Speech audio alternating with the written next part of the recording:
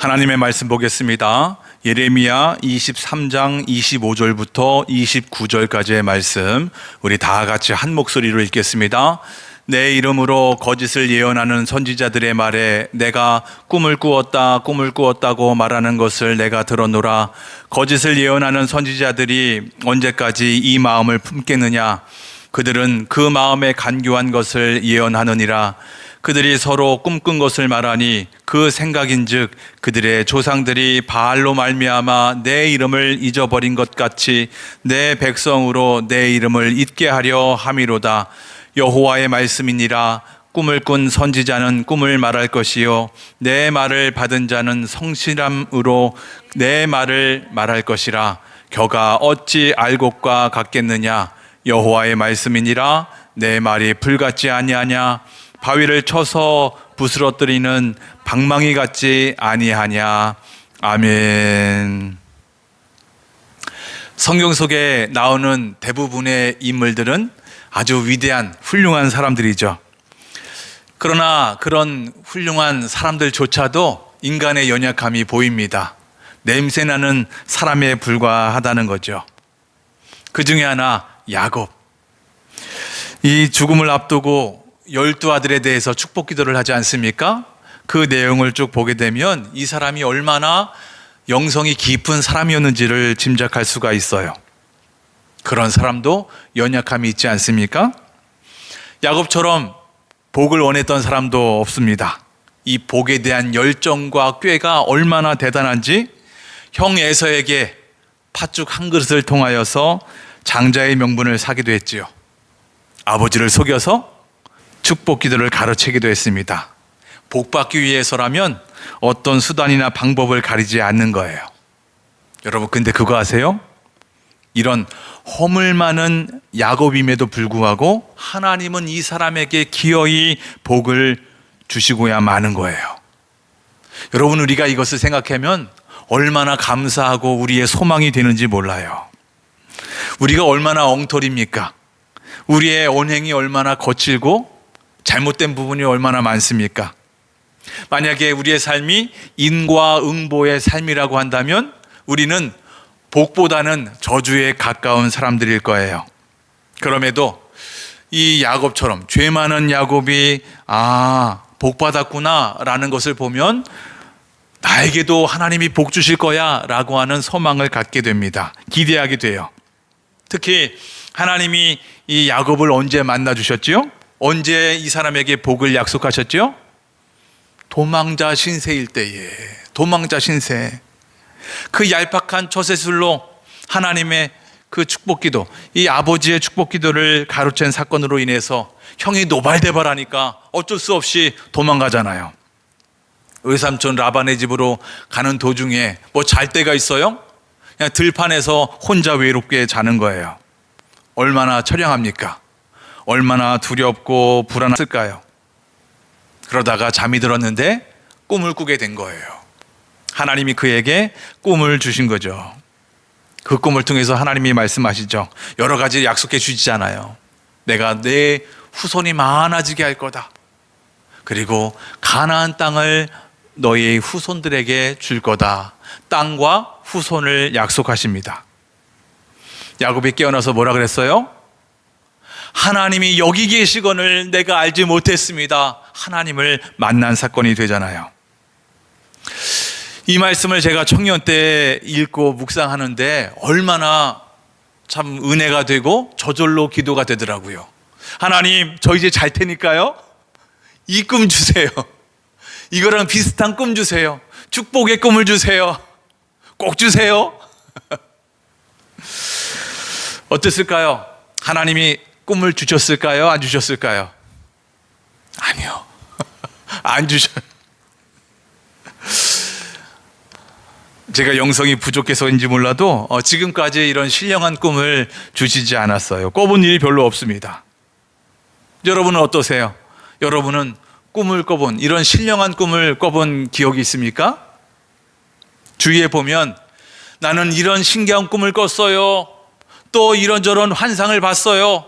이런 이야기를 종종 듣게 됩니다. 그럴 때마다 저는 그런 이야기를 들으면 신기해요. 야, 어떻게 그런 꿈을 꿀 수 있었을까? 어떻게 그런 환상을 볼 수 있었지? 더 신기한 거는 그거를 누군가에게 말할 수 있을 정도로 확신하면서 신령한 꿈을 꿨다는 거죠. 신비한 꿈을 꿨다는 거죠. 그래요. 이 꿈이라고 하는 것, 하나님께서 당신의 뜻을 우리에게 계시하는 통로 중에 하나였습니다. 특히 성경 66권이 완성되기 전에 하나님이 사용하셨는데, 우리가 방금 전에 이야기 나눴던 야곱의 사닥다리 꿈이 그랬어요. 뿐만 아니죠, 이 야곱의 아들 요셉도 그랬잖아요. 곡식단과 해와 달과 별 11별이 와서 자기 앞에 절하더이다 라고 하는 그 꿈을 꿨다는 거예요. 나중에 이건 어떻게 이루어지죠? 이 사람이 애굽의 총리가 돼서 그 가정을 먹여 살리고 구원하는 그런 일에 귀하게 쓰임받은 이야기가 아니겠습니까? 솔로몬은 어떤 꿈을 꿨죠? 1,000번째의 예물을 드리고 잠을 자게 됐는데 하나님이 꿈에 나타나셔서 너 원하는 게 뭐냐? 예, 지혜를 원합니다. 이런 놀라운 축복의 꿈도 꾸었잖아요. 마리아의 남편 요셉은 어땠어요? 꿈을 통해서 예수님의 탄생을 예고받았지요. 여러분, 이것을 가만히 들여다보면 이렇게 꿈이라고 하는 것, 내가 원하는 대로 꿀 수 있는 게 아니잖아요. 그러니까 우리 인간의 의식적인 상태를 넘어서 무의식 중에서라도 얼마든지 하나님께서 당신의 뜻을, 중요한 메시지를 전달할 수 있는 통로로 바로 이 꿈이 사용됐다는 것을 우리는 볼 수 있습니다.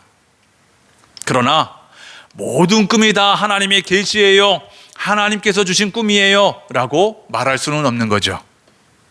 구약에서도 꿈 얘기가 많이 있지만 그럼에도 그렇게 많지 않아요. 특별한 경우에만 있었다는 것을 우리가 알게 됩니다.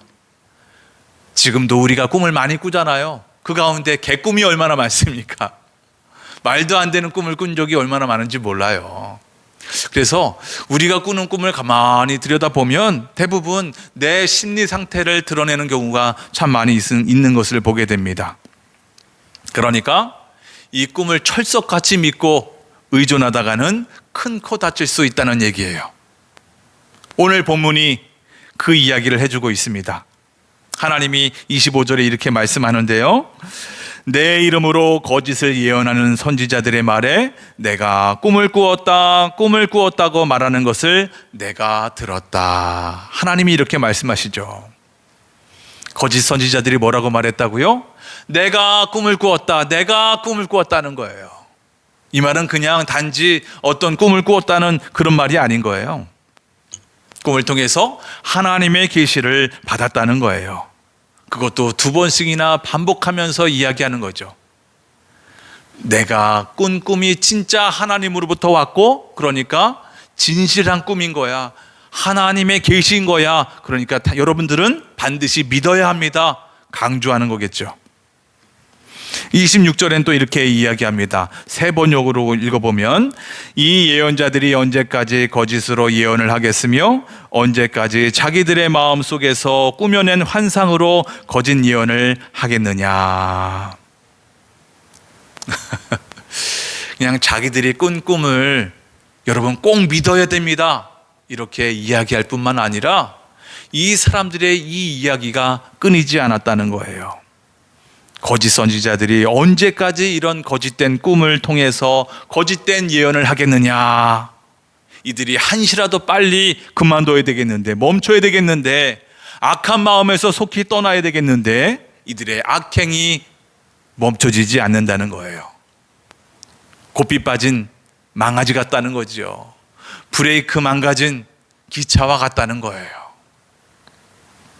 하나님은 이들의 마음을 훤히 꿰뚫어 보고 계시는데 27절에 이렇게 말씀합니다.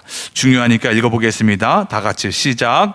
그들은 조상이 바알을 섬기며 내 이름을 잊었듯이 서로 꿈 이야기를 주고받으면서 내 백성이 내 이름을 잊어버리도록 계략을 꾸미고 있다. 여러분, 이 거짓 선지자들의 악행이 무서운 것은 자기 자신만 나락에 빠지는 게 아니라는 거예요. 말씀 보니까 선민 이스라엘을 타락으로 이끌었다는 거예요. 또 하나님 앞으로 되돌아올 수 있는 그 회개의 기회도 이 사람들이 가로막고 있다는 거죠. 결국에는 남유다 나라 전체를 파국으로 몰고 간 주범이라고 하는 거예요.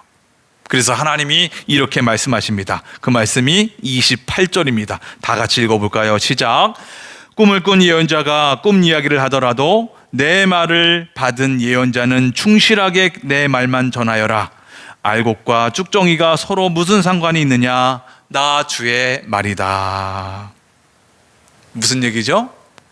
거짓 예언자가 그렇게 계속해서 거짓말로 자기 꿈 얘기를 하는 거야? 그냥 내버려둬. 다만 하나님의 말씀을 받은 참 선지자, 참 예언자는 그 직함에 맞게 성실하게 충실하게 말씀 전하면 되는 거야 라고 말씀해 주시면서 이렇게 얘기하시죠. 알곡과 쭉정이가 무슨 상관이 있냐? 알곡과 쭉정이가 어찌 비교될 대상이냐? 하늘과 땅 차이다. 같을 수가 없다는 거예요. 그 말은 우리가 붙들어야 될 것은 꿈이 아니라 거짓 예언이 아니라 하나님의 말씀이라고 하는 거예요. 29절에도 이렇게 이야기합니다. 너무도 유명한 구절이죠. 다 같이 천천히 읽어볼까요? 시작. 여호와의 말씀이니라 내 말이 불같지 아니하냐 바위를 쳐서 부스러뜨리는 방망이 같지 아니하냐. 아멘. 하나님의 말씀은 거짓 예언자들이 말하는 그런 꿈 얘기와는 비교할 수 없는 강력한 권능이 있다는 거예요. 아주 강력한 불방망이 같다는 거예요. 뭐가요? 하나님의 말씀이. 여러분, 작은 불이 큰 산을 태우는 겁니다. 어떤 것도 산산조각 낼 수 있는 방망이 같은 말씀이라고 하는 거예요. 그만큼 하나님의 말씀이 강력하다는 거겠죠. 사실 이거는 예레미야가 실제 체험한 사실이 있어요. 이 사람의 이 직업이라고 하면 이 선지자라고 하는 역할이 뭐죠?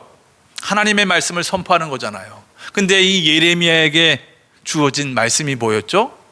당신들 너무 하나님 말씀에 불순종하니 너무 멀리 나갔으니 돌아오십시오. 회개하십시오. 강력하게 외쳤단 말이에요. 그 사람들의 죄를 지적할 뿐만 아니라 회를 촉구하니까 이 말을 들은 이스라엘 사람들의 마음이 어땠을까요? 듣기 싫은 거죠. 정하고 싶은 거죠. 너무 힘드니까 이 사역을 그만두고 싶었어요. 그럼에도 불구하고 이 사람이 이 말씀 전하는 사역을 그만둘 수 없었던 이유가 뭡니까? 말씀을 계속해서 선포할 수 있었던 이유가 뭐예요? 하나님을 전하지 않고서는 자기 마음에 불붙는 이런 역사가 나타나서 도저히 견딜 수 없었다는 거예요. 마음에 불이 붙으니까 전하지 않고는 견딜 수 없었다는 거죠. 내 마음에 말씀에 불이 임하니까 전하지 않고는 견딜 수가 없었다는 거예요. 뿐만 아니죠. 자기의 완고함, 나 포기하고 싶다, 나 이제 그만 전하고 싶다라고 하는 이 완고함, 완악함을 부숴버리는 방망이 같은 말씀이 임하니까 전하지 않고는 견딜 수가 없었다는 거예요. 이런 강력한 불방망이가 내 안에 불순물을 깼다는 거예요. 온갖 더러운 잡다한 생각들, 유혹거리, 더러운 죄가 완전히 이 불방망이로 인하여서 태워지고 부서졌다는 거예요. 히브리서 4장 12절의 말씀이 생각나지 않습니까?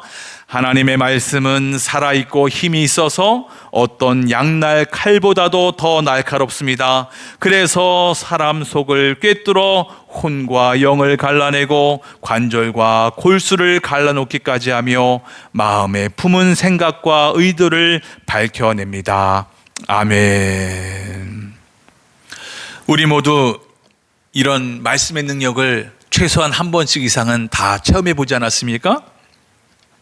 다른 것은 나를 별로 변화시키지 못하는 것 같아요. 아무리 상을 주고 벌을 줘봐요. 조금의 효과는 있을지언정 도로 묵입니다. 또 정신교육을 아무리 해봐요. 꿈쩍도 안 하는 게 사실 우리의 현실 아니겠습니까? 그러나 하나님의 말씀이 임하면 다른 거예요. 아무리 강한 사람이라도 말씀이 임하게 되면 마음이 녹아질 수밖에 없는 거예요. 삶이 변화될 수밖에 없습니다. 예전 청년 때 저를 잘 알던 친구가 이렇게 이야기합니다. 양희선, 너를 나타내는 여러 가지 단어 중에 하나가 뭔지 아냐? 줏대다, 줏대. 줏대. 제가 그 이야기 듣고, 그래, 나는 주관이 뚜렷해, 개성이 있어, 마치 그렇게 들리는 것 같아서 줏대에 있는 나 자신이 너무도 자랑스러울 때가 있었습니다. 예전에 유행했던 광고가 하나 있었는데 어떤 증권회사예요. 남들이 다 예스 할 때 노라고 말할 수 있는 친구, 남들이 다 노 할 때 예스라고 말할 수 있는 친구. 그러니까 우리에게는 자기만의 줏대, 자기만의 소신을 갖는 게 중요하다는 메시지였습니다. 제가 이 광고를 얼마나 좋아했는지 몰라요. 나는 이런 사람이 될 거야, 나는 남들과 다르다, 이런 삶을 살고 싶었던 거죠. 나중에 주님께서 저를 만나주시고 본격적으로 신앙생활을 하는데, 여러분, 신앙의 핵심이 뭐죠? 우리의 신앙이 뭐죠? 나는 죽고 예수로 사는 사람인 거예요. 나는 죽고 예수로 사는 사람. 너희들의 옛 자아가, 너희들은 이미 죽었어. 예수 믿는 순간, 그 예수 믿는 의미가 뭔 줄 알아? 그리스도와 함께 너희들의 옛 자아가, 옛 모습이 십자가에 못 박혀 죽은 거야. 이미 죽은 거다. 그리고 내 안에 계신 주님과 함께 하는 거야. 주님의 뜻을 이루며 살아가는 거야. 주님의 손 꼭 붙들고 하나님의 뜻을 이루며 살아가는 거야. 여러분, 이것이 우리의 신앙의 본질이요 핵심 아니겠습니까? 성경은 예수 믿는 우리가 이미 죽었다고 했는데 문제가 뭡니까? 잘 안 죽어져요. 여전히 쌩쌩한 나를 발견한 적이 얼마나 자주 있는지 몰라요. 그러다가도 하나님의 말씀을 읽고 듣고 묵상하고 또 암송하다 보면 나도 모르게 깨닫게 되는 거죠. 아, 내 허물이 이거구나, 내 연약함이 이거구나 체험하게 되는 거예요. 그 무엇으로도 무너지지 않던 내 자아가 말씀으로 깨지는 것을 봅니다. 말씀으로 태워지는 경험을 하게 됩니다. 다시 말씀으로 일어서는, 세워지는 경험을 또 하게 됩니다. 그럼에도 아직도 멀었다는 생각도 들기도 하죠. 그러나 분명한 것은 오직 불방망이 하나님의 말씀만이 나를 깨고 나를 태우고 나를 세워주신다는 거예요. 특히 신약시대를 살고 있는 우리가 이 말씀에 더욱더 집중해야 될 이유가 있지요. 구약시대는 분명 하나님이 선지자들을 통해서 말씀을 선포하실 뿐만 아니라 꿈과 같은 다양한 방법을 통해서 분명 하나님의 말씀, 하나님의 뜻을 계시해 주시기도 했죠. 그러나 말씀 그 자체이신 예수 그리스도를 통해서 신약시대가 열렸습니다. 그의 제자들, 사도들을 통하여서 신약 성경이 완성된 이후에는 다른 거예요. 그래서 신약 성경에서는 이렇게 선언하고 있습니다. 디모데후서 3장 16절, 17절 이렇게 말씀하죠. 우리 다 같이 읽어보겠습니다. 시작. 모든 성경은 하나님의 감동으로 된 것으로 교훈과 책망과 바르게 함과 의로 교육하기에 유익하니 이는 하나님의 사람으로 온전하게 하며 모든 선한 일을 행할 능력을 갖추게 하려 함이라. 아멘. 여러분, 무슨 말씀이에요? 그러니까 하나님께서 자신의 뜻을, 자신의 메시지를 전달하는 방법이 이제는 성경이라고 하는 완성된 말씀으로 집약되었다는 거예요. 우리가 하나님을 알잖아요. 하나님을 내 신앙의 대상으로 삼고 하나님을 알고 하나님과 함께하고 하나님과 교제하고 하나님의 뜻대로 살기 위해서 하나님의 뜻을 분별하는 가장 확실하고 안전한 방법이 바로 이 성경이라고 하는 거예요. 우리가 성경을 가까이 하고 읽고 묵상하고 연구하는 이유가 이런 것이죠. 그런데 아직도 많은 사람들이 예수 믿는다고 하는 많은 사람들이 아직도 하나님의 말씀보다는 꿈이나 환상에 더 관심을 갖게 되는 경우가 있는 것 같아요. 왜 그럴까요? 어떤 경우에 그럴까요? 내가 힘들 때 분명 말씀을 가까이 하면 위로가 되기는 해요.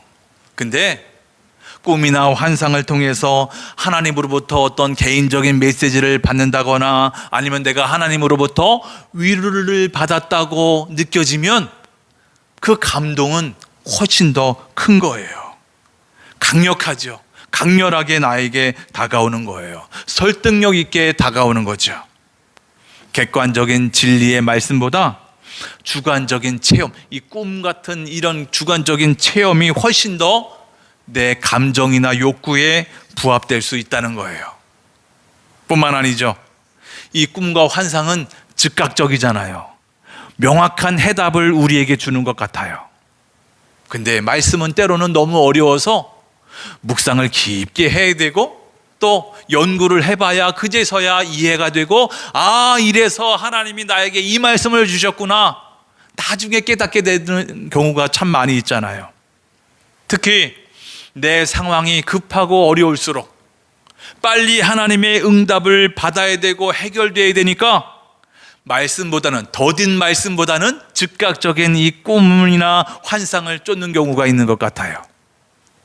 또 우리나라 특유의 종교심이 있잖아요. 신앙심이 많다고 하잖아요. 열심히 있지 않습니까? 여러분, 종교심이 많다는 것은 눈에 보이지 않는 어떤 대상을 믿는 거잖아요. 의존하는 거잖아요. 신비적이잖아요. 신비적인 거예요. 이 꿈과 환상이 초자연적인 현상 아니겠습니까? 얼마나 신기해요. 하나님으로부터 내가 직접적으로 들었고 하나님과 소통한다고 생각이 되는 거죠. 그러니 이 말씀보다는 자꾸 꿈이나 환상에 더 치우치는 경향이 없잖아 많이 있는 것 같아요. 여러분, 오늘 본문도 그래요. 이 예레미야 시대 때를 한번 상상해 보세요. 거짓 선지자들의 말이 얼마나 달콤하게 들렸겠습니까? 이전에 들어왔던 하나님의 메시지, 하나님의 말씀과 달라 보이는 거죠. 당신들 하나님의 말씀에 많이 벗어났으니까 당신들 이거 잘못한 거예요. 그들의 죄를 지적하기도 하고 회개하세요. 여러분, 이런 지적을 당하는 하나님의 말씀이었다고 한다면 이 거짓 선지자들의 말이 어때요? 오늘 본문 우리가 읽었는데 23절 1절부터 쭉 읽어보면 여러분 잘하고 있어요. 하나님이 여러분에게 평안을 주십니다. 여러분에게 복을 주실 거예요. 잘하고 있어요. 여러분, 얼마나 달콤하고 듣기를 원하는 거예요. 얼마나 신선하게 들렸겠습니까?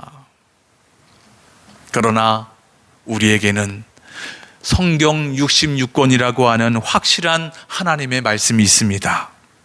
내 귀를 즐겁게 하는 말씀이 아니라 내 영을 살리는 말씀을 들어야 합니다. 하나님도 말씀하셨잖아요. 어찌 알곡과 쭉정이가 같을 수 있겠냐? 어찌 이 두 개를 비교할 수 있겠냐? 나에게 생명을 주는 하나님의 말씀이 어찌 내 마음과 귀를 적당히 즐겁게 하는 말과 같을 수 있겠냐? 천지 차이 아니겠냐? 여러분, 기억하십시오. 하나님의 말씀에 대한 태도가 나의 삶을 결정하는 겁니다. 우리 다 같이 두 손 불끈 쥐고 한번 고백해 볼까요? 다 같이 시작. 하나님의 말씀에 대한 태도가 내 삶을 결정한다. 아멘. 요즘 아이들이 성경 골든벨 대회를 준비하고 있습니다. 지난 7월 말에 여름 성경학교 때 지방 대회가 있어서 이제 9월 달에 연예 대회가 있습니다. 그것을 준비하면서 저는 괜히 속으로 걱정되고 조심스럽습니다. 성경 문제를 달달달 그냥 외워서 좋은 성적을 거두는 것에만 치우칠까 봐 걱정하는 거죠. 또 거기다 혹여나 내가 좋은 성적을 거두어 가지고 나는 믿음이 좋아, 나는 대단해 라고 생각될 때까 봐. 제가 초등학교 4학년 때로 기억되는데요, 그때도 교회 학교에서 성경 퀴즈 대회를 했어요. 1학년부터 6학년까지 다 함께 모여가지고 제 기억에 한 7, 80명 정도가 모여서 이렇게 성경 퀴즈를 했던 것 같은데 제가 4학년 때 3등을 했어요. 5학년, 6학년 형 누나들 제끼고 제가 3등을 했으니 잘한 거죠, 그래도. 근데 기쁨보다는 너무 억울했어요. 2등한 누나보다 제가 더 많이 맞힌 것 같은데 제가 3등이라는 거예요. 속으로 얼마나 억울했는지 몰라요. 여러분 생각해 보세요. 제가 성적 순으로 믿음이 좋다고 한다면 저는 그러면 20살 때 신학대학교를 갔어야 돼요. 근데 실상은 33세 갔습니다. 아, 성경 퀴즈 아무리 잘했다고 해서 믿음이 좋은 건 아니구나. 여러분, 제가 증인이에요.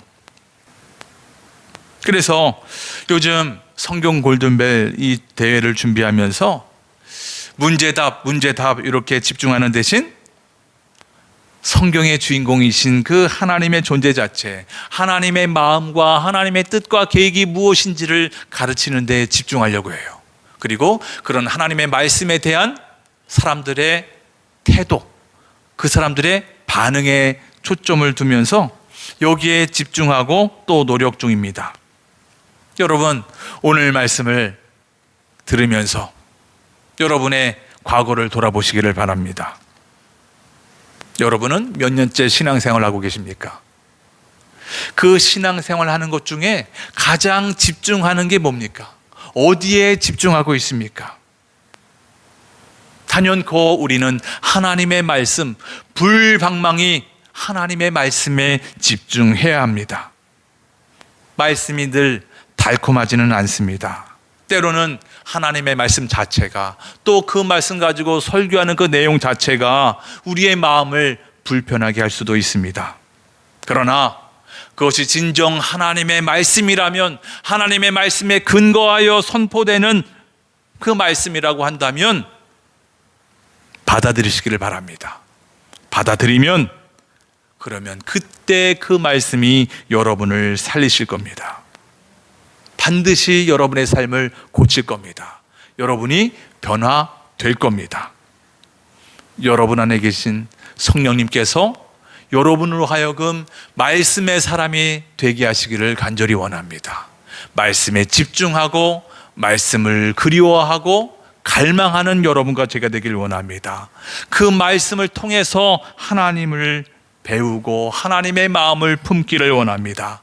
더 나아가서 선포된 그 하나님의 말씀이 내 삶에 적용이 되어 순종하는 하나님의 자녀가 다 되어서 하나님의 뜻을 이루며 내 삶에 또 이 땅 가운데 하나님의 선한 영향력을 끼치며 살아가는 여러분과 제가 되길 주의 이름으로 축복합니다.